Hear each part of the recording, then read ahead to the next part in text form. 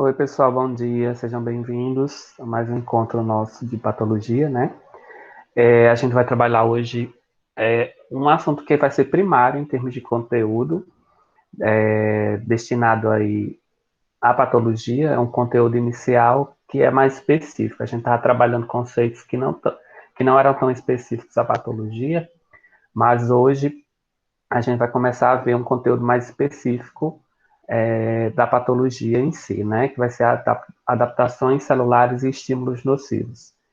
Esse conteúdo é um conteúdo bastante interessante, porque acaba sendo mais fácil a compreensão também, e também de fácil compreensão, porque é mais fácil você fazer o link entre o teórico e o prático, né? Então, tem até a possibilidade de visualizar isso, como é o caso do processo de usando algumas lâminas em microscopia, que vai ser o foco objetivo da nossa aula da semana que vem, né? Que é fazer essa visita para a gente analisar algumas lâminas, né? De forma online.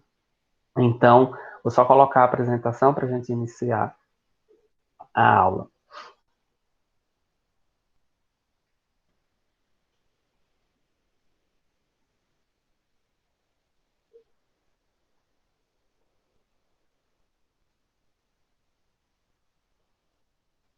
Todo mundo está vendo a projeção, compartilhamento da tela? Sim, Berg. Então, o tema da aula da funções celulares e estímulos nocivos, a gente vai compreender um pouco como acontece o processo de adaptação na célula, né? Como é que essa célula ela consegue ter adaptações em decorrência de estímulos. Então, o processo de adaptação é a modificação a nível de célula para garantir a sua funcionalidade. E esses estímulos são vários. A gente tem estímulos que são recorrentes no nosso dia a dia, estímulos provocados pelas condições ambientais em que a gente está inserido. E dentro desses estímulos, a gente tem alguns que são considerados agressivos ou nocivos, que são aqueles que podem provocar dano celular, que levar ao processo de morte que aí a gente enquadra na categoria mais ampla, denominada de estímulos nocivos, estímulos que são nocivos à célula, né, como um todo, que vai repercutir aí na alteração do nível do tecido, processos danosos e irreversíveis, tá? Deixa eu só passar aqui. A gente tem que essas adaptações, elas são modificações que vão resultar em alterações estruturais a nível de célula e também proporcionando que tenha alteração a nível de funcionalidade. Essas adaptações não faz com que a célula perca sua função, ao contrário, ela faz com que a célula ela ajuste a sua função, né, ou modifique a sua função em decorrência da pressão desses estímulos, né? Lembrando que a adaptação, esse processo, ele vai ser um processo considerado reversível, então a célula, de acordo com aquela pressão do estímulo, se esse estímulo cessar, ela pode voltar às condições anteriores. Então, a gente vai ter que são processos de modificação, tanto estrutural como funcional, em decorrência de estímulos que podem ser naturais do próprio corpo, que a gente chama estímulos fisiológicos. Um exemplo é a gestação, em que as células elas mudam o padrão, principalmente as células da glândula mamária, né? E também esses estímulos podem ser estímulos ambientais. Esses estímulos ambientais, a gente pode citar, por exemplo, radiação UV, a gente pode citar também substâncias químicas. Essas substâncias químicas elas podem ser inúmeras, como algo mais recorrente no nosso dia a dia são substâncias derivadas de produtos químicos, como a própria inalação de substâncias químicas presentes no ar, o próprio contato com alguns produtos químicos que são comercializados naturalmente, e também na alimentação. O uso de agrotóxico, por exemplo, implica diretamente como sendo um estímulo, nesse caso nocivo, que pode provocar adaptação ou dano celular. Então, lembrando que a adaptação celular não vai provocar perca da funcionalidade celular e não gera lesão, é apenas uma modificação que pode ser morfológica e funcional, né, a nível de célula, para poder ela sobressair aquele efeito do estímulo nocivo, né, ou nesse caso do estímulo. Então, só para ficar mais claro, enquanto persistir esse estímulo, a célula vai mudar a sua estrutura para poder se adaptar à presença desse estímulo. E não garantindo que a sua função, mantendo a sua função. O organismo, e aí quando a gente considera a nível de célula, existem várias reações, vários processos biológicos e químicos para fazer de tudo para que essa célula não perca a sua função, mantenha a sua estrutura e não perca a sua funcionalidade. Então, esse processo que vai garantir essa modificação em resposta a esse estímulo, a gente chama de adaptação, que vai ser diferente de lesão. Então, lesão é resultado também de processos de estímulos nocivos, né? E que vai afetar a funcionalidade celular. A adaptação, não. Ela vai fazer com que suas funções não sejam perdidas e o principal, vai manter o estado de equilíbrio que a gente já vem discutindo, que é a homeostase, desde fisiologia, né? Então, ela faz de tudo para manter essa homeostase, mesmo que seja preciso modificar a sua estrutura e também modificar a sua função. Nem sempre a gente vai ter alteração a nível de função, mas é mais nítido, mais perceptível essas mudanças estruturais.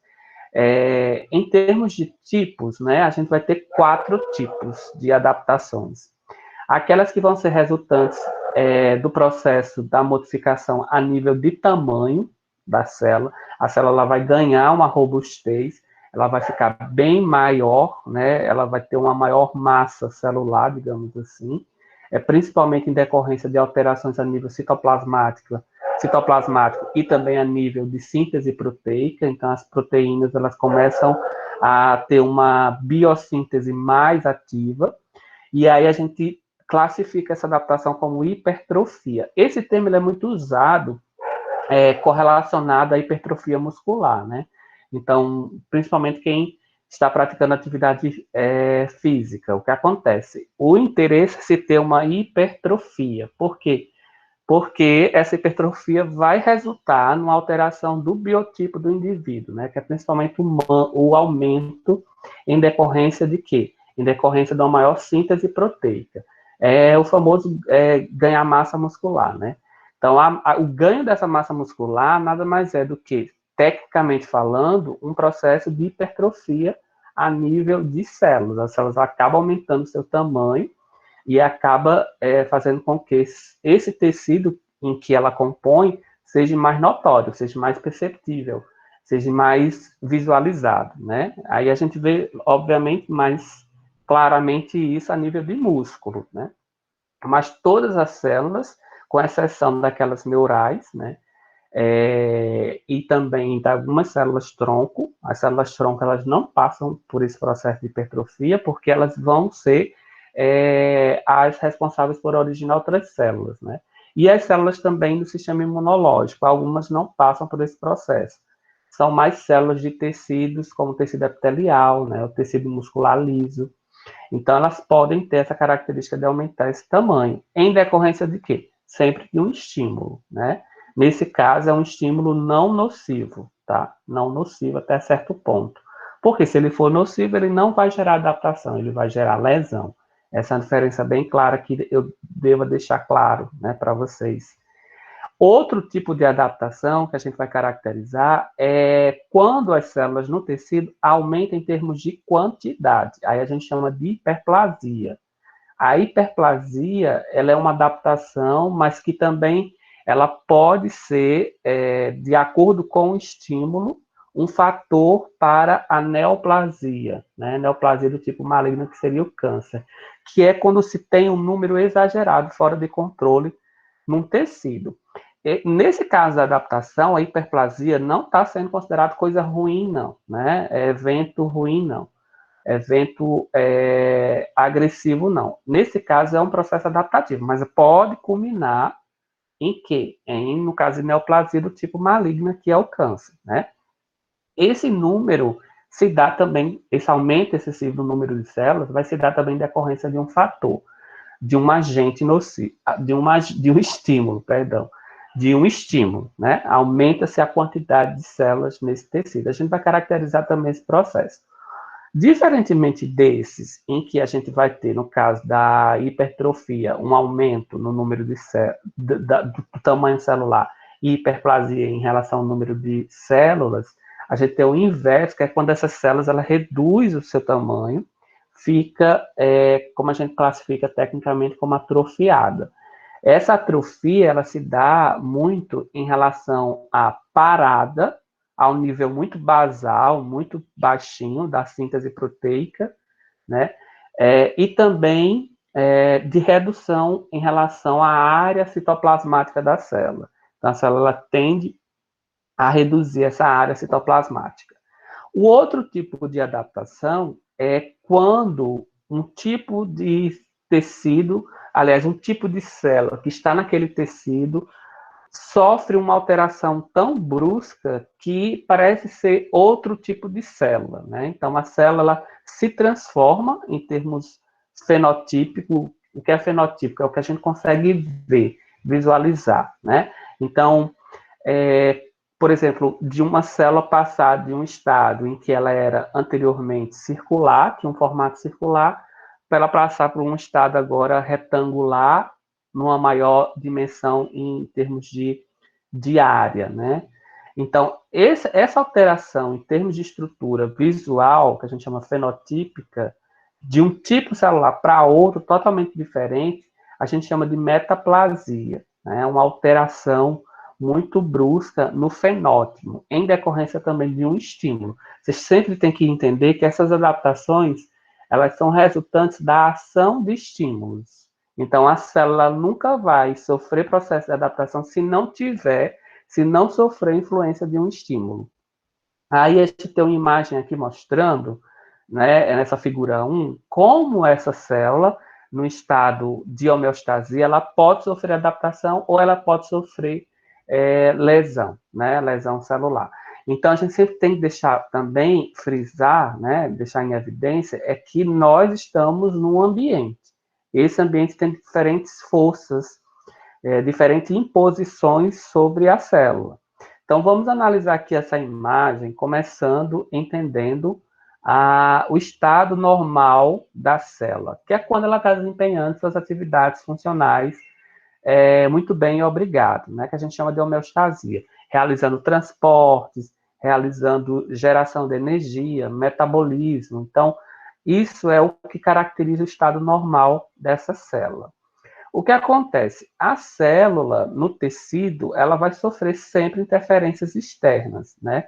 Essas interferências podem ser algo físico, mecânico, como alguns tipos de estresse, né?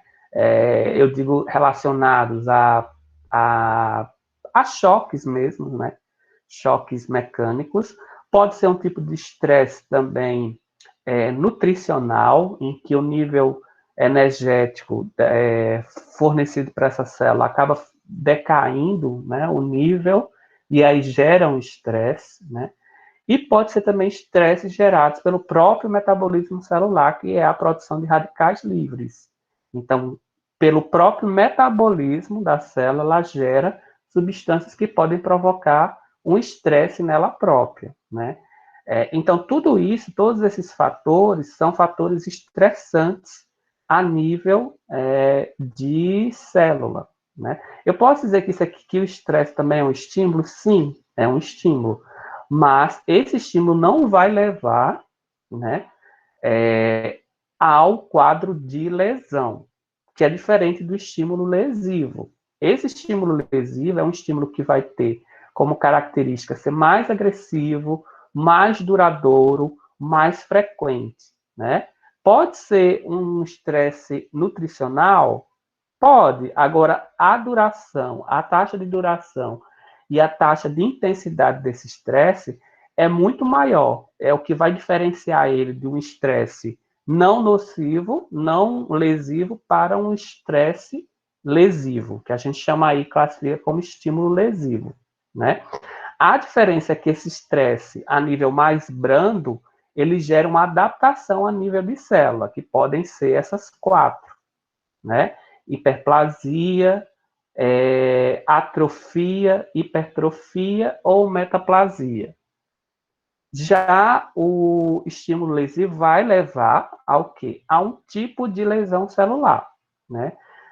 Vejam só, se esse estresse que a gente citou anteriormente, ele aumentar a sua intensidade, sair de brando para algo mais intenso, mais agressivo e mais duradouro, a adaptação que foi desencadeada quando ele estava no nível brando, ela pode fazer com que a célula, não a adaptação, mas a intensidade desse estímulo pode mudar. Em vez desse estímulo gerar um processo adaptativo, acaba gerando um processo de lesão celular.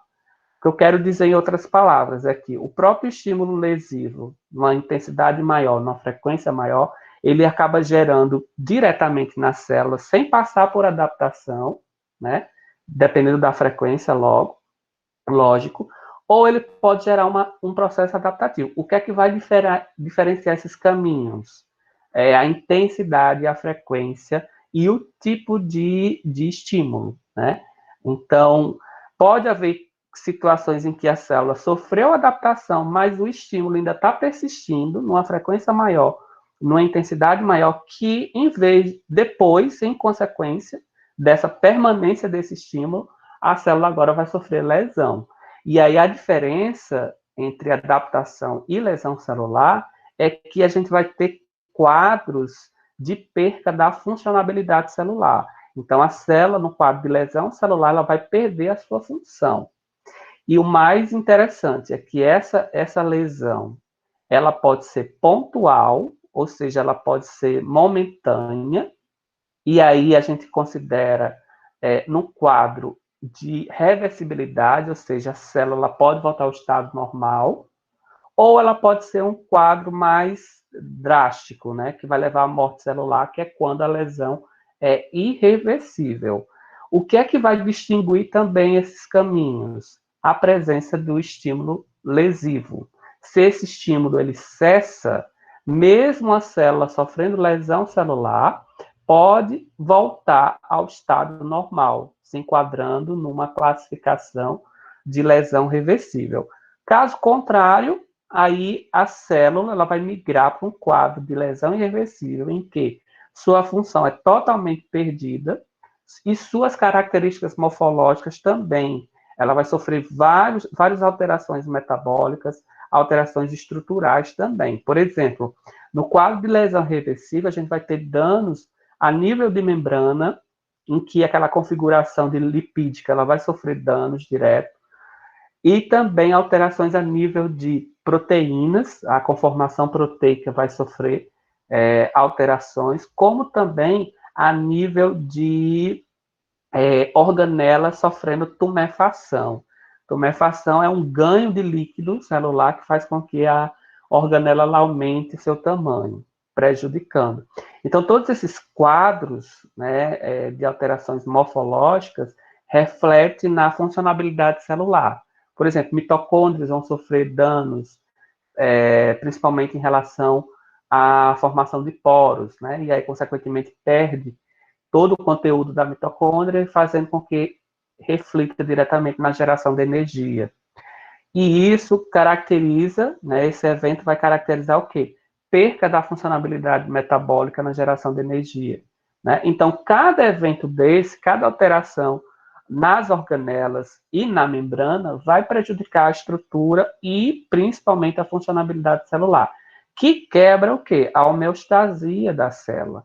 E aí entra no quadro de lesão irreversível, que a gente pode dizer que essa lesão ela já vai ser classificada no tipo de morte celular, né? Que pode ser a nível de membrana, que a gente chama de necrose, ou a nível de alterações, principalmente a nível de tumefação e a nível de cromatina, que a gente caracteriza a apoptose.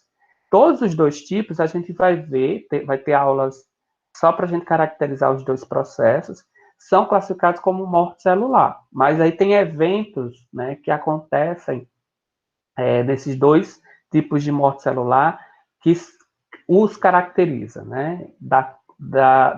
Tem como a gente caracterizá-los, esses processos de morte celular.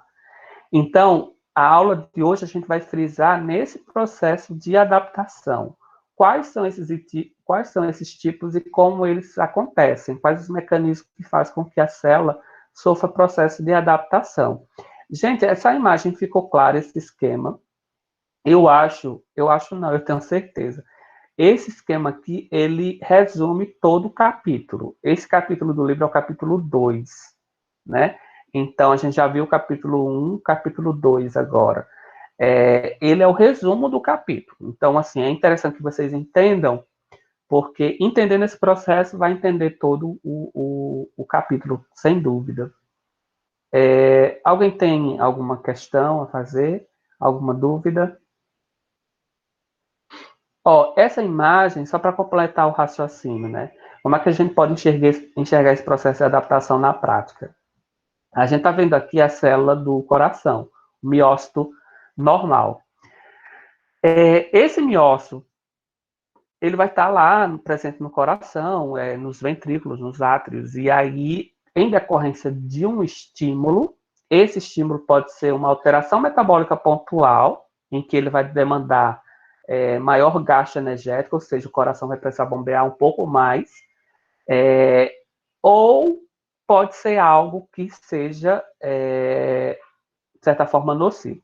Vamos por parte, né? Então, quando no miocárdio, né, essas células elas sofrem um estímulo normal, digamos assim, um estresse, né? Esse estresse ele vai provocar na célula uma adaptação. Especificamente aqui no coração, quando a gente tem no esquema está dizendo um aumento na carga de trabalho. Esse aumento na carga de trabalho nada mais é do que o coração bombear mais. Pode ser por um fator crônico, que aí é pela questão mesmo da hipertensão, ou pode ser algo pontual, tipo um estresse pontual que faz com que o coração tende a bombear mais. Esse estresse fazendo com que ele bombeie mais, pode ser resultante de uma infecção parasitária, como o caso da doença de Chagas, né? O que acontece? As células elas vão aumentar o seu tamanho, o que a gente considera como hipertrofia, né? Por quê? Porque está havendo uma necessidade de carga de trabalho maior, seja em decorrência da hipertensão, ou seja em decorrência da infecção parasitária, ou até mesmo em decorrência de estresses pontuais. Esses estresses pontuais podem ser tipo ansiedade, né? Eu digo, vejam só, a ansiedade ela é um fator que pode provocar um processo de adaptação. Não imediatamente, mas ao longo do tempo. Por quê? Porque o indivíduo e as células desse indivíduo, especificamente do coração, estão tendo que trabalhar mais em decorrência de um fator externo, que seria a ansiedade, desencadeada por outros N fatores. O que é que resulta? Inicialmente no processo adaptativo. A célula vai tentar se manter, se adaptando àquela presença daquele estresse. Visualmente, fazendo um corte histológico, a gente está vendo a situação que fica, a dimensão, por exemplo, dessas câmeras que tem no coração, como o ventrículo, como o átrio, né? E aí vejam, percebam como fica muito condensado. Aqui, ó, nessa imagem inicial do miócito normal, a gente está vendo as aberturas, né? Aqui praticamente a abertura fica muito limitada, porque as células cresceram bastante. Cresceram, eu estou dizendo em relação ao tamanho, né? Ganharam aí uma síntese proteica, principalmente de actina e miosina, muito expressiva. E aí faz com que fique muito robusta as células e, consequentemente, o tecido. Nessa outra situação, a gente já vai refletir, analisar alguns fatores que aí eles acabam sendo fatores, estímulos nocivos, ou estímulos de superestresse, né? Em que esse estresse está com uma incidência maior, mais significativa, e aí vai gerar um quadro de lesão. A princípio, essa lesão ela pode ser reversível, é o que a gente observa aqui nessa situação do miócito, em que a célula ela vai fazer com que haja concentração, síntese de gordura, né? Então, também é digamos assim, uma estratégia para ainda tentar se recuperar e voltar ao estado normal, o estado anterior. Então, a lesão nesse ponto reversível, ela faz com que a célula ela deixe sua funcionalidade muito baixa, quase a zero, ainda então não se perdeu a funcionalidade no quadro de lesão reversível, né? Não se perdeu a função por completo, mas está muito baixa. E a célula também sofre muitas alterações metabólicas, né? Que refletem que vai refletir em alterações morfológicas. Um exemplo aqui no miócito é acúmulo de gordura. Então, as células, como estratégia também, para tentar sair desse processo de lesão, é fazer com que haja acúmulo de substâncias, né? Em decorrência aí da alteração metabólica. Mas, se esse estímulo persistir por mais uma frequência maior, e ou não, né? Vai depender do tipo de estímulo, numa intensidade maior, a célula vai entrar no processo de lesão irreversível, gerando um quadro de morte celular. Aí aqui a gente já está observando um quadro de necrose, né? Em que as células do miócito já sofreram esse processo de lesão do tipo irreversível e morfologicamente, visualmente, a gente já consegue ver no tecido esse processo de lesão. Principalmente essas áreas em que a gente tem visualmente um aspecto escurecido, né? Que aqui, ó, nessa região aqui, deixa eu só colocar aqui, como também alguns tecidos que ficam muito claros, assim, esbranquiçados. Mas é mais característico da necrose a gente ter uma aparência no tecido de colorações escuras. E aí a gente vai entender o porquê também isso em termos de bioquímica.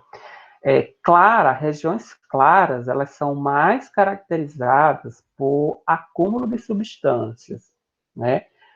Ou acúmulo de substâncias ou perca total de regiões celulares. Então, o tecido ele vai começar só um minutinho, começar a ter como se fosse brechas, poros, né? E aí é porque essa morte celular foi em decorrência de apoptose. Aí deixa aquele espaço lá. E aí, visualmente, a gente vê o tecido como se fosse meio esbranquiçado, né? Meio alterado. Pois não. Bom dia. Qual a função do cálcio aí na morte celular? Qual a função do cálcio? Do cálcio? O cálcio ele vai ser favorável, principalmente para se ter aquela ritmicidade, né? Do coração, que é o processo de sístole e diástole. E aí, não sei se vocês lembram, mas em fisiologia existe lá aquele potencial em ponta, né?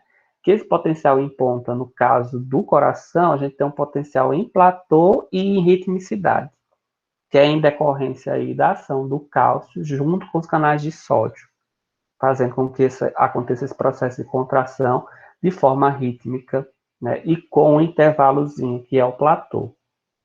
Não sei se eu respondi. Não, a pergunta foi qual a função dele na morte celular.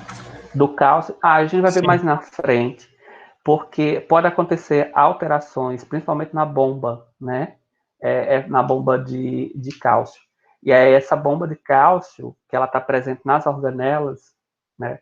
Ela começa a não funcionar. E aí o cálcio começa a se acumular no meio intracelular e não nas organelas, né?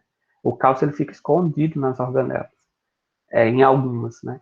E, no caso, quando acontece esse desequilíbrio, o cálcio extravasa, né? E fica no meio intracelular. E aí gera várias cascatas de eventos, que aí a gente vai especificar também nos estímulos nocivos, né? Quais os mecanismos, como esses mecanismos acontecem. Ok? Tá bom. tá? Mas não se preocupe, que a gente vai ver em detalhes todas as etapas em relação a cada estímulo nocivo. Então, cada estímulo nocivo vai ter uma via metabólica de alteração, né, que provoca alteração dentro dos tipos de lesão, tá? Vamos começar a caracterizar a hipertrofia, né? Hipertrofia, como eu já falei anteriormente, é caracterizado pelo aumento na célula, né? Essa célula vai ficar mais robusta, ela vai ficar mais visível, consequentemente vai refletir também no tamanho do órgão, na estrutura do órgão, né? Tecido e órgão, né? E ela pode ser de dois tipos, né? Pode ser algo natural, digamos assim, em decorrência dos processos naturais do corpo, aí a gente considera como fisiológica, ou se for em decorrência de estímulos externos, a gente considera como patológica, né? A fisiológica é muito influenciada por a questão hormonal, né? Então, por exemplo, vou dar um exemplo bem corriqueiro também. Tem pessoas que fazem atividade física e não consegue ter hipertrofia, né? Não desenvolve. E tem pessoas que não faz, ou faz muito esporadicamente, e consegue ter uma hipertrofia bem mais significativa. Isso é questão hormonal. Provavelmente o indivíduo deve ter mais testosterona. Outra questão também é o aumento de determinados tipos de célula. Então, se a gente for analisar a região do endométrio, né? Então, aquelas células em decorrência de fatores hormonais, principalmente progesterona, elas vão ter um aumento e aí acaba refletindo no ciclo menstrual. Esses processos são processos de hipertrofia a nível fisiológico, naturais, em decorrência de alteração no nível de hormônio, seja por uma questão genética ou seja por uma questão pontual de ciclo, né? Então, no caso da mulher, então, a cada mês, a cada intervalo, entre os ciclos menstruais, sempre vai ter esse processo de aumento do tamanho das células do endométrio, que vai resultar no processo de menstruação. A patológica, ela é ruim, digamos assim, é causada, não é que ela seja ruim, mas o estímulo é ruim, né? É isso que eu quero dizer. É externo. E aí a gente tem alguns tipos de estímulos que são que podem ser caracterizados. Micro-organismos, eles podem provocar esse aumento, é muito conhecido o HPV, né, que ele acaba gerando câncer por isso, porque ele estimula o crescimento a princípio, né, provocando hipertrofia, mas depois ele gera uma alteração no tecido que pode provocar, induzir um quadro de câncer, né, porque ela acaba aumentando o quantitativo, né, que seria a hiperplasia. Então, ele gera o aumento da célula e também ele pode gerar a hiperplasia, que é o aumento dessas células. Até então, a gente está falando em algo adaptativo. Lembrem-se que vai depender da frequência, da intensidade do estímulo. Se esse vírus persistir, né, e o mais interessante, vai depender da virulência do vírus. Porque nem todo HPV ele vai, a princípio, desencadear um processo adaptativo. Ele pode ficar latente, né? Ele pode ficar apenas latente a nível celular, não provocar nada, né? Ou ele pode ter uma alta virulência, que aí acaba já culminando em processos de neoplasia mais rápido.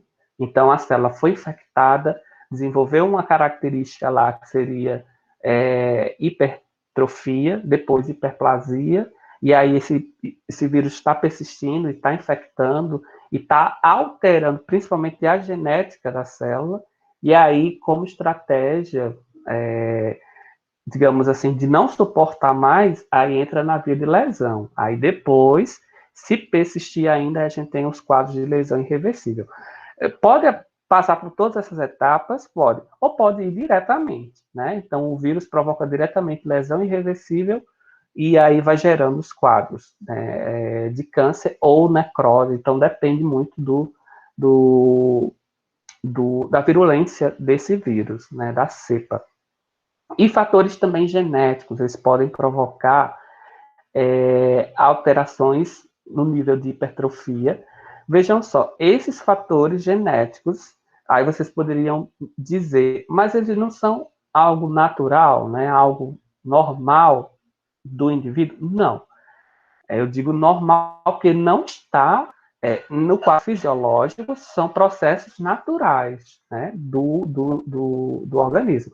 Fatores genéticos, eles estão lá, mas eles podem ser ativados. É o caso do vírus também, do HPV. Então, o vírus interfere na genética do indivíduo, que aí pode ativar alguns genes que antes estavam silenciados. Vejam como é importante vocês terem debatido, né, sobre alguns conceitos em biologia celular, porque a gente está vendo, né, com mais ênfase esses processos. Então, o vírus, ele provoca também, desperta também efeitos genéticos. Outro exemplo é o vírus da herpes, né? Então, esse vírus, ele fica latente por muito tempo, na grande maioria das pessoas, e depois ele vai afetar a genética, e ele começa a interferir em alguns fatores genéticos que estavam, alguns genes que estavam sendo silenciados, e começa a ativar esses genes, né? Como é que ele faz isso? Porque o vírus tem como foco o quê? Replicação do seu próprio material genético.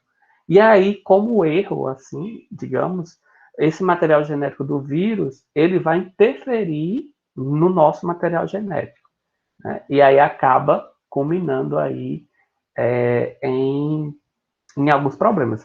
Eu vou fazer um link agora com a discussão da vacina. Tem um metido a pesquisador, né, digamos assim, que ele estava, a princípio, quando começou a ideia de se ter a vacina e começou a ser produzida a vacina, esse pesquisador começou a fazer, pesquisador não, vou colocar esse cara começou a fazer alguns vídeos defendendo que a vacina seria algo extremamente nocivo, porque esse vírus que estava na vacina iria provocar e alterar nosso material genético e levar a quadros de mutação e gerar câncer. E que não tem nada a ver, né? Uma coisa que não tem nada a ver. A gente vai discutir as vacinas em imunologia, mas só para vocês entenderem por que a vacina de vírus atenuado, né?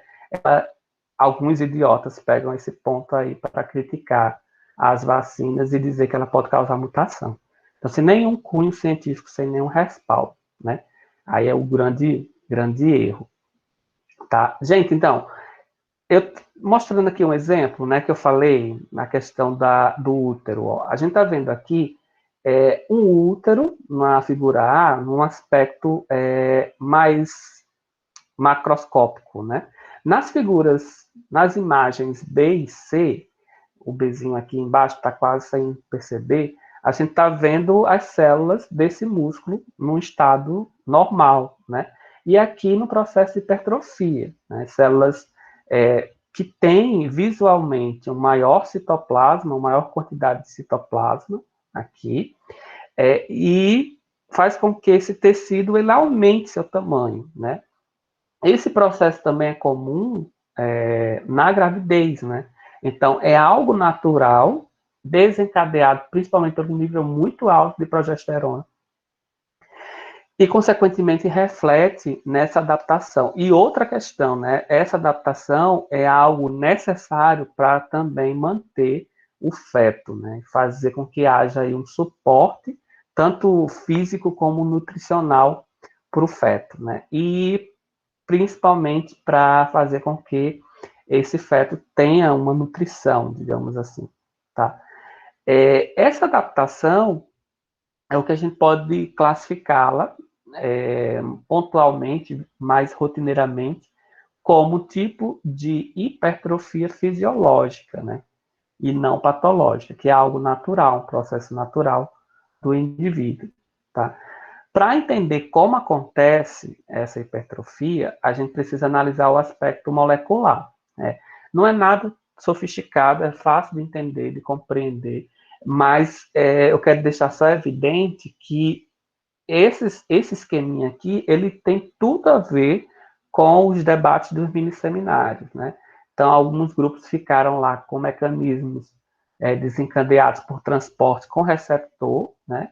E também outros ficaram com estrutura proteica e outros ficaram com o processo de formação de proteínas, né? Estrutura e síntese proteica. Vejam só, um mecanismo de hipertrofia, ele vai ser desencadeado principalmente com proteínas sensores que vão dar uma resposta em relação à carga de trabalho, principalmente a carga de trabalho. Essa carga de trabalho, não coloquem na cabeça de vocês que é só atividade física, não.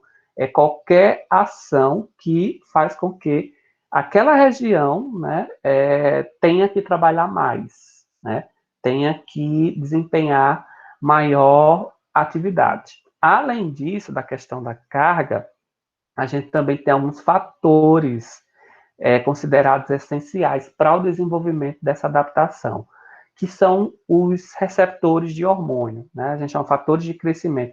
São moléculas que podem ser hormônios, e essas moléculas elas vão se ligar a esses receptores, né? A gente tem alguns aqui, esse fator de crescimento beta, né, é um dos principais induzindo o processo de hipertrofia, né? Algumas substâncias também vasoativas. Essas substâncias vasoativas são substâncias que passam através do endotélio dos vasos, né? E aí podem provocar tanto a dilatação do vaso, elas atravessam geralmente, elas podem provocar dilatação e atravessam e chegam até o tecido, né? Então, todos esses 3 pontos, eles estão enquadrados no mecanismo de hipertrofia, tá? Vamos ver com detalhes. Vamos começar por o mecânico, né? Por essas proteínas que recebem os efeitos, né, de uma demanda de trabalho maior. Então, esses sensores mecânicos, o livro, até então, não define como integrinas. Integrinas são aquelas proteínas que estão ao longo de toda a membrana. Vocês lembram? Então, essa proteína, ela pode ter uma distribuição integral ou ela pode estar só na periferia, né? O interessante, do ponto de vista biológico, é que ela atravessa toda a membrana, porque vai facilitar a captação e a resposta desse estímulo, né? Mas ela pode estar na periferia e ter algumas outras proteínas auxiliares para desencadear essa resposta. Então, ele coloca uma interrogação aí, que podem ser integrinas ou não podem ser integrinas.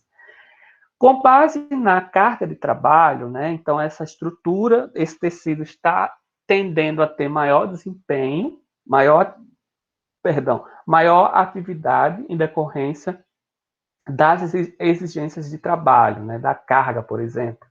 A carga seria um fator. Eu digo carga em termos de, podemos dizer assim, de força, né?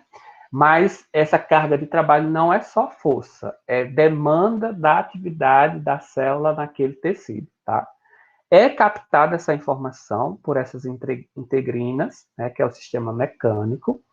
O que acontece? Geralmente, por si só, essas integrinas, elas não desempenham diretamente, elas podem desempenhar, mas geralmente é um conjunto de proteínas, tanto proteínas que vão estar responsáveis pela essa questão do equilíbrio de carga, né? Como também alguns tipos de hormônios. Mas elas podem, por si só, induzir, mas não é habitual. Entendam, elas podem, mas não é habitual. Geralmente é o conjunto. Quais são os outros conjuntos, né, de substâncias e sensores, né, e proteínas que podem acionar a hipertrofia? Alguns hormônios, esses hormônios a gente chama hormônios que vão ter uma região de ligação nessa proteína, é uma proteína que a gente considera como receptor de hormônio, tá? E outros hormônios considerados fatores de crescimento. Vejam só, qual a diferença desses dois? É porque uns são produzidos não pela própria célula, Esses que são produzidos externamente, que não sejam da própria célula, ou seja, por exemplo, a insulina, glucagon, testosterona, progesterona, que sejam produzidos em outro tecido, em outro órgão, e que cheguem até esse receptor, a gente chama de hormônios agonistas. Já aqueles que são resultantes do próprio metabolismo em que a célula está sofrendo hipertrofia, a gente chama fatores de crescimento. Alguns fatores de crescimento podem ser produzidos em outro órgão. Não é habitual, mas pode, né? Então, existe essa diferença. Então, todos esses três vai desencadear uma resposta a nível de célula. Qual é essa resposta? Vai começar a haver uma síntese proteica maior. Como acontece a síntese proteica? A partir daquele processo de transcrição, tradução, né? Então, a gente só está frisando aqui em RNA mensageiro, né? Então, aumenta o quantitativo de RNA mensageiro, consequentemente, esse RNA mensageiro vai ser todo traduzido. Essas proteínas iniciais que vão ser traduzidas, elas são fatores que vão, na verdade, são proteínas que vão atuar aumentando a transcrição de determinados genes, né? Então, se aumenta a transcrição, está produzindo o quê? RNA, né? Esse RNA pode ou não pode ser mensageiro, mas vejam só, essas vias de tradução aqui de sinais aumentam os fatores de transcrição, que são esses, a gente tem alguns aqui, que não precisa especificar, mas eles são feitos a nomenclatura a partir de siglas, alguns vão atuar de forma mais específica, mas isso não é o caso. Eu quero que vocês entendam que existem fatores de transcrição que são aumentados em decorrência no aumento na via de proteínas. Então, proteínas são produzidas para aumentar fatores de transcrição. Esses fatores de transcrição, eles vão atuar em diferentes formas.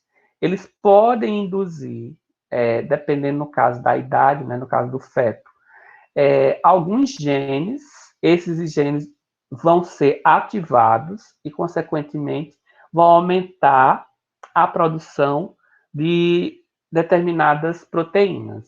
Se nós estiver falando sobre efeitos a nível de coração, o que está acontecendo na embriogênese, né? Está havendo formação de tecido e órgão, e, consequentemente, o feto, ao crescer, né, com o passar do tempo, ele vai estar demandando mais o quê? Mais oxigênio para o processo de respiração. E isso fica ainda maior, mais próximo ao parto, né? O que acontece para as células de tecido cardíaco? Vai aumentar a produção, por esse processo, por essa via, de actina, especificamente cardíaca, e outros fatores que vão fazer com que aconteça o quê? Maior efetividade do bombeamento do coração, seja o maior desempenho mecânico, e essa redução na carga de trabalho, ela é o reflexo de que já está havendo maior produção de proteínas, ou seja, é uma relação direta. Se o coração está sendo formado e precisa, consequentemente, começar a bombear mais, esse bombeamento ele vai aumentando à medida em que as proteínas vão sendo sintetizadas, fazendo com que ele vai chegar numa fase em que não vai precisar ter um trabalho maior. Por quê? Porque já tem proteína suficiente para compensar essa carga de trabalho que foi exigida anteriormente. Por isso que a carga de trabalho ela baixa. Por quê? Porque já tem proteína suficiente para se ter todo esse desempenho a nível embrionário. Esses outros fatores de transcrição também vão induzir, né, vão produzir pela via de tradução. Então, lembrando, primeiro houve o quê? Via de tradução. Muitas proteínas sendo produzidas, né, diretamente. Essas proteínas induzem fatores de transcrição, que vão induzir produção de proteínas. Quais proteínas? No coração, proteína como actina. Aqui, nessa situação, maior síntese de proteínas que atuam naquele movimento de contração, como miosina e actina, não só no coração, né, porque a gente sabe que no coração também tem, mas em outros tecidos, tecido muscular de forma geral. E aí aumenta o quê? A possibilidade de se ter maior desempenho mecânico. Aqui é muito fácil a gente compreender quando acontece uma atividade física mais intensa, ou quando o indivíduo começa a fazer atividade física, né? E aí está aumentando o quê? Está aumentando sua carga de trabalho. E aí, vejam só, tanto as integrinas aqui vão interpretar que essa carga de trabalho está sendo necessária aumentar, né? Como também hormônios. Então, a própria atividade física ela vai estimular, tanto a nível de homem e mulher, níveis elevados de hormônio. Então, esses hormônios começam a aumentar, cortisol, testosterona, progesterona, às vezes, a ocitocina. Então, aumentam esses hormônios e aí vai aumentar, consequentemente, a síntese de proteínas, né? Que estão responsáveis pelo processo de contração, né? Tanto em decorrência de carga como em decorrência dos hormônios agonistas, né? Aumentando o desempenho mecânico. E aí, o interessante dessa via é que, ao mesmo tempo que esses dois estão captando e favorecendo esse processo, o próprio fator de crescimento, que é induzido por esses dois outros processos, ele aumenta a sua produção, é liberado e ele vai agir o quê? Se ligando aqui para estimular a continuidade desse ciclo. Então, vejam que interessante. Então, mecanismos externos, né, desencadeados, aliás, mecanismos estimulados por fatores externos, estão ligados como estopim para a produção de substâncias derivadas do próprio metabolismo para induzir a continuidade desse processo, que seria a hipertrofia. E aí, vamos voltar na prática.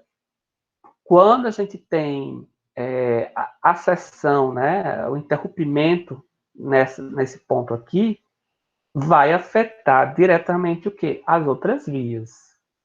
Então, numa situação em que o indivíduo tenha um nível de hormônio adequado, está sofrendo uma demanda, mas não está produzindo por algum motivo fatores de crescimento, isso aqui já é um indicativo de que a célula pode parar esse processo de adaptação e entrar no processo de lesão, né?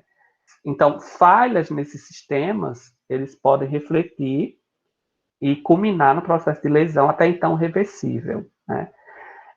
E o interessante também é que, se não tem esses sensores mecânicos, só tem os hormonais, vai haver a continuação desse processo, mas um pequeno déficit. Então, assim, sempre a biologia do indivíduo, ela faz com que hajam alternativas, né, para compensar algumas percas. Mas tem alguns que acabam sendo muito importantes, como esses fatores de crescimento.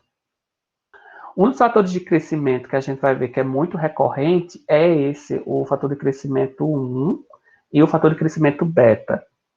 Eles são produzidos por a maioria das células e eles são necessários para a manutenção dessas células. Quando eles estão no nível muito baixo ou estão ausentes, aí geralmente a célula entra numa via de lesão, geralmente lesão irreversível, né? E aí culmina nos outros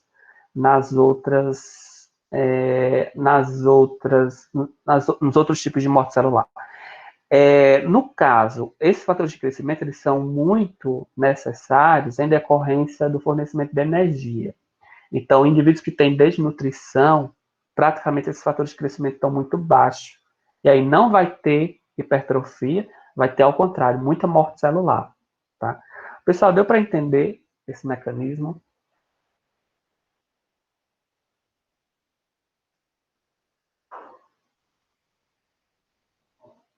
Nenhuma dúvida?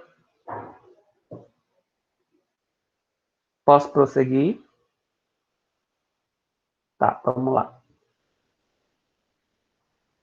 Tá. A hiperplasia, que é o aumento no quantitativo de células no tecido, pode ser também dos dois tipos, né? Fisiológica e patológica. A fisiológica, em decorrência de hormônios, como eu falei, né? E fatores de crescimento. Fatores de crescimento, como eu falei, principalmente G-beta, né, que tem essa característica de fazer com que as células aumentem o quantitativo no tecido. Geralmente, a hiperplasia está muito próxima da hipertrofia, elas estão geralmente associadas.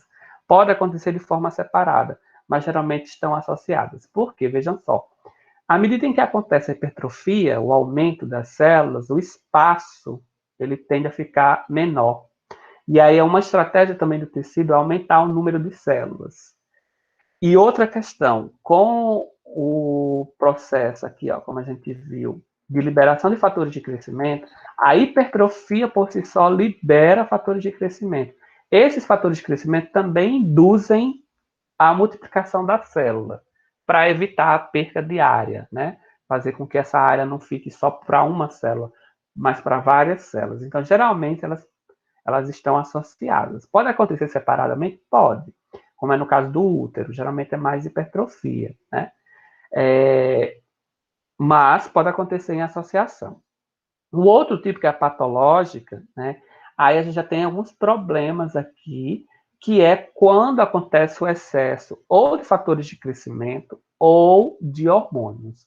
Aí, olha só, a patológica é muito, muito fácil também de observar quando o indivíduo faz uso de pró-hormônios ou hormônios sintéticos, né? Então, está sendo um uso externo que não está, se o indivíduo não tiver carente de hormônio, né? A grosso modo, ele quer usar e pronto. Então, isso aí é muito comum se ver esse processo de adaptação celular a partir de algo invasivo, exógeno, sem ser um padrão necessário. Qual a importância de um acompanhamento com um endocrinologista? É justamente para ver isso, né? Se tem alteração, tem pessoas que precisam usar testosterona, tem pessoas que precisam usar progesterona, tem pessoas que precisam usar prolactina para estimular a produção de leite, né? E isso tem que ser feito a partir do acompanhamento. Por quê? Porque se não, se já está no nível adequado, a pessoa usa, vai estimular uma adaptação, a princípio, que pode levar a processo de lesão, né? E com a idade vai diminuindo também, né, professor? Oi? Com a idade vai diminuindo também, Sem né? dúvida, com a idade, sim. Há um decaimento muito significativo nos homens em torno dos 40 anos, mas isso se acentua, né, mais depois dos 40. Na mulher, dizem, né? Eu digo dizem porque é algo popular, não algo técnico. Dizem depois dos 30, mas não é bem assim, tá? Tecnicamente falando, é depois dos 40. Então, a gente tem um declínio, assim como no homem, né? Mas isso depende muito da genética, né? Tem indivíduos com uma idade um pouco mais avançada, mas o nível de hormônio tá normal. Mas a tendência é que haja uma queda mesmo. Aí tem a suplementação, né? Com hormônios. Mas tem que ser com embasamento médico, né? Para se fazer isso. Porque o problema é que a adaptação, ela, em determinada situação, ela pode ser um ponto de partida, se esse estímulo continuar, para a lesão, né? Então, vamos lá, o indivíduo está usando hormônio, né, sintético. Tudo bem. Até certo ponto, o tecido vai começar a sofrer adaptação. Aí O depois, que é se o ele hormônio sintético? persiste, são esses comerciais que não são... só é autorizado com receita médica. Por exemplo, tem progesterona, testosterona, tem aqueles outros que têm um nome comercial, que às vezes é para disfarçar que é outro tipo de hormônio, mas esses que são vendidos, né, de forma avulsa. Então, tem pessoas que usam, né, sem nenhuma indicação. E aí, usando esses hormônios, aí o que acontece? A princípio vai haver essa modificação estrutural, aumentar o número de células. Primeiro vai dar o quê? Hipertrofia.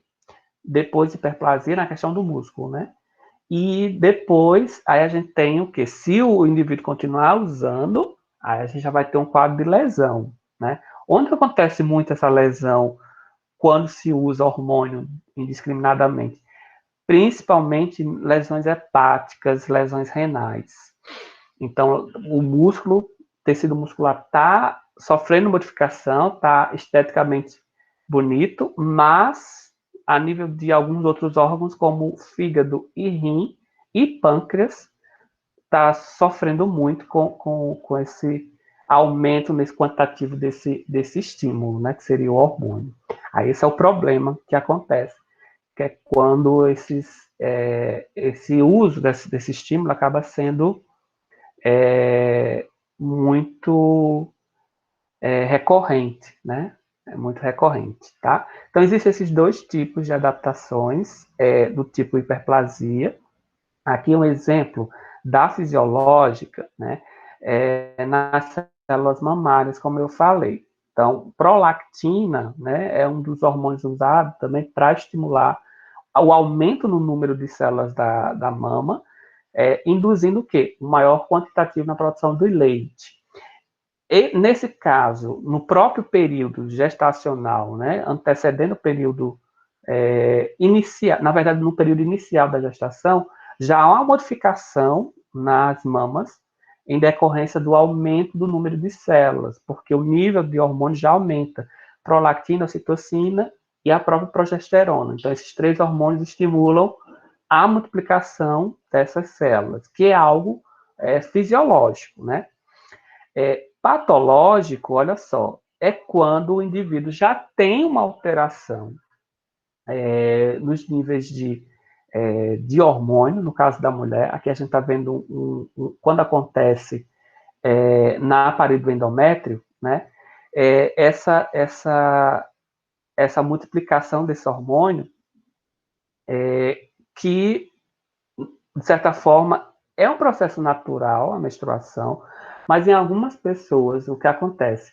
O tecido, ele cresce, ele aumenta, né, multiplica as células por um processo adaptativo, porque o indivíduo já tem um grau de hormônio alto, e o interessante é que, às vezes, não tem um ciclo, como é que eu posso dizer, regular. O que acontece? As células, elas crescem, aumentam o seu tamanho, né? Eu digo crescem no sentido de números, tá? Aumenta o número aqui, o endométrio aqui já está apropriado para acontecer o quê? A descamação, né? E acontecer o ciclo menstrual, se não tiver a fertilização, né? A fecundação, melhor dizendo. Em indivíduos que têm esse hormônio, esses hormônios, né? Com maior concentração e que não, e por uma questão genética, são sintetizados num alto nível, às vezes não tem esse intervalo ideal. Então, há uma multiplicação muito rápida e, às vezes, essa multiplicação é mantida. Tem essas duas situações. Primeira, multiplica o número de células, acontece a menstruação, mas rapidamente isso volta a se multiplicar antes do período ideal. Pode acontecer. Ou pode acontecer em que o tecido se multiplicou o quantitativo de células e se mantém, e não descama. Então, isso pode acontecer. Tem, por exemplo, mulheres que relatam que não menstruam, né? Não tem menstruação. Esse é um dos pontos que pode acontecer, por essa alteração hormonal genética, né? Que já é algo genético. Aí a pessoa tem que fazer um tratamento para tentar diminuir os níveis hormonais para que o ciclo menstrual aconteça de forma normal, né? É interessante isso, bem interessante, porque tem algumas mulheres que falam, não acontece menstruação, ou a minha menstruação acontece a cada 2, 3 meses, que não é nada normal, né? E aí por isso que às vezes acontece aquela questão da gravidez e a mulher nem sabe que está grávida, por essa questão mesmo do ciclo menstrual ter esse intervalo muito amplo de tempo. Gente, dúvidas? E aqui a gente está vendo um mecanismo de hiperplasia no fígado, em decorrência, principalmente de fatores externos, né, no caso dos estímulos. Ó, vejam só, a princípio, alguém quer falar? Estou escutando um barulhinho.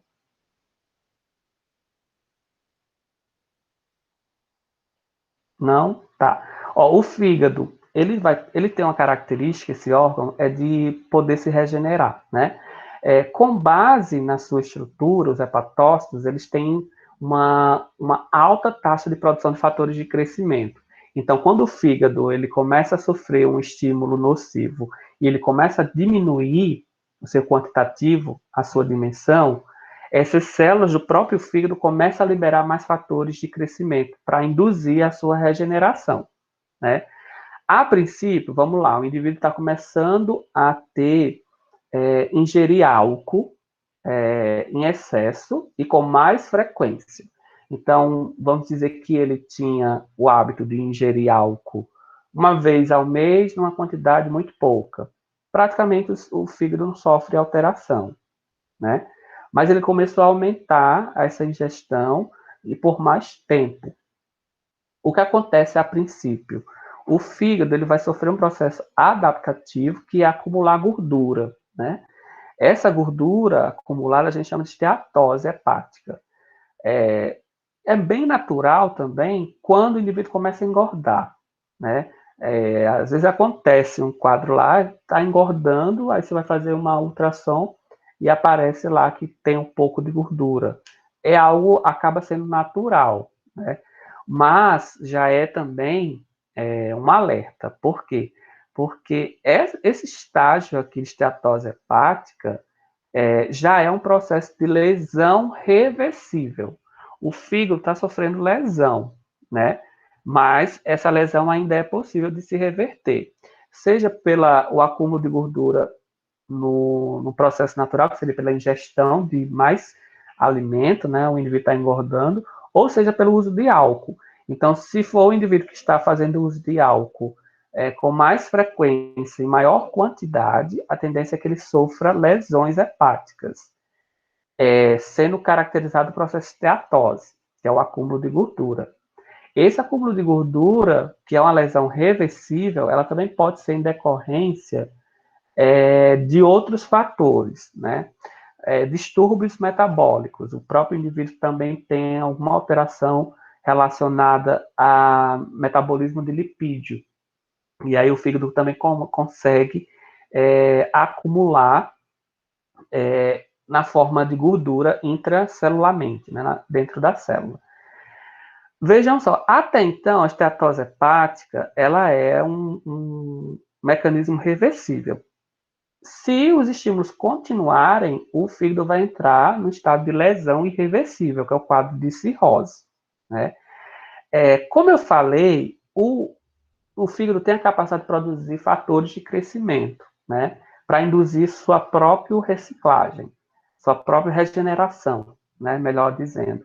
Se nesse quadro aqui, o fígado tiver, digamos, 30% com esteatose hepática, ainda é possível haver uma produção de fatores de crescimento que vão induzir a tendência a voltar ao quadro normal, tá? No caso da hepatite, né, que é provocada por um vírus, o vírus ele não faz com que a célula, a princípio, ele não faz com que as células hepáticas acumulem gordura, não. Ele começa a destruir, né? Destrói as células, vai destruindo as células e depois, pelo quantitativo, aí aumenta a concentração, a liberação de fatores de crescimento pelo próprio fígado para tentar regenerar e equilibrar essas células que foram perdidas, né? Regenerar o próprio tecido, o próprio órgão. Mas, num grau de hepatite crônica, o que acontece? Aí a gente vai ter, além do vírus estar tendendo a destruir as células do fígado, um mecanismo adaptativo também está acontecendo aí, que é o acúmulo de gordura. Está acontecendo os dois processos. Se isso persistir, aí vai chegar um ponto em que não vai haver mais liberação de fatores de crescimento para tentar regenerar esse fígado, como também vai ficar num alto grau de acúmulo de substâncias, né, intracelulares aqui. Isso começa a afetar o próprio metabolismo, principalmente da glicose, né, que é relacionado aqui com a atividade do fígado. Aí o indivíduo vai ter sérios problemas, vários problemas, né, relacionados ao metabolismo da glicose. E se persistir, a gente já está num quadro de lesão. Então, aquela história de que o fígado se regenera, sim, ele se regenera, mas até certo ponto. Se eu não me engano, são 55% mantidos ainda. Se for mantido 55% do fígado, ele tem essa capacidade de regenerar. Acima disso, 40, 45, 35, geralmente não tem essa capacidade, né? Também vai depender da genética. Então, tem que se ter um percentual ainda para essas células produzirem fatores hormonais e, consequentemente, fazer com que haja a regeneração desse próprio órgão, tá? Esse é um exemplo de hiperplasia, né? No caso, patológica, né? Especificamente no fígado, ok? Pessoal, já está dando a hora, né? São 10, acho que mais de 10 horas, 10 e 14. Então, a gente para aqui em atrofia e a gente vai prosseguindo, tá? Aí, nessa aula, eu já vou fornecer para vocês, porque a gente tem muita coisa para falar, tá? Como eu destinei lá no nosso cronograma, basicamente 2 encontros, né? Com esse conteúdo, então a gente vai aos poucos, né? Então a gente viu as duas, perdão. Amanhã a gente começa a terminar as outras duas e começar estímulos nocivos. Aí, estímulos nocivos, eu quero pegar um pouquinho mais leve, porque tem muitos mecanismos. E aí é melhor para vocês compreenderem devagar, tá? Dúvidas em relação ao que a gente já debateu?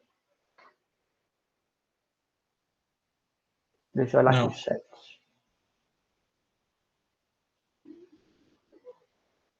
Amanhã tem aula normal, né, professor? Certo. Amanhã é aula normal, tá bom? Então, até amanhã, a gente continua esse conteúdo. E aí vocês vão lendo o capítulo 2, tá? Capítulo 2 do livro, se eu só mostrar aqui, eu já deixei aqui, ó, nessa parte. Página 81, certo? Na verdade, começa um pouco antes.